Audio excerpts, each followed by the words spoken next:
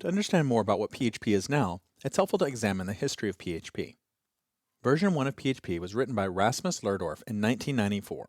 It was a set of CGI binaries in the C programming language that he wrote to replace a set of Perl scripts that he'd been using to maintain his personal homepage. Version 2 was a more formalized version that he put out in 1995. This version improved the original version and also combined it with code that would interpret data submitted by web forms. This was the first public release of PHP. At the beginning, PHP is an abbreviation for Personal Homepage Tools, as in PHP Tools. And that's because that was its primary purpose, was helping him maintain his personal homepage. But in version 3, PHP changed dramatically. Two other developers got involved, Zeev Saraski and Andy Gutmans. These two developers rewrote major parts of PHP between 1997 and 1998. And they also renamed it PHP Hypertext Preprocessor. Now you can see that in those three words we still have the initials P, H, and P. But the first word of the acronym is the acronym itself. This is called a recursive acronym.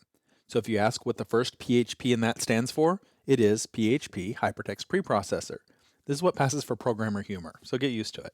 PHP version 3 is the first version that resembles the PHP that we still use today. And it was this version that was responsible for making PHP incredibly popular. In version 4, the PHP code changed significantly once again.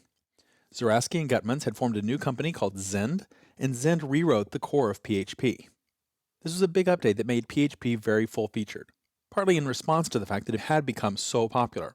Their goal was to make the code more modular and to allow it to work better with other people's code. They released it in May of 2000, and the core code is referred to as the Zend engine. Finally, we have version 5 of PHP, which came out in July of 2004, which is based on another new and improved version of the Zend engine. PHP 5 includes a lot of new features, such as better performance, improved object-oriented programming, and some better database connectivity. Within each of those 5 major versions, there are also many minor versions. At the moment, PHP 5.4 is the most current version. Most everything that we will discuss in this course will work with all versions of PHP 4 and PHP 5, even future versions that haven't been released yet. And that's because we're going to be focusing on the essentials of PHP, and those don't change very often. Most of what's being changed are either the internal improvements that make PHP work faster or more efficiently, or high-end improvements that are used by advanced users. The essentials stay pretty much the same, and they have stayed pretty much the same since version 3. Before we get started by installing PHP, let's examine why you should use PHP, and we'll do that in the next movie.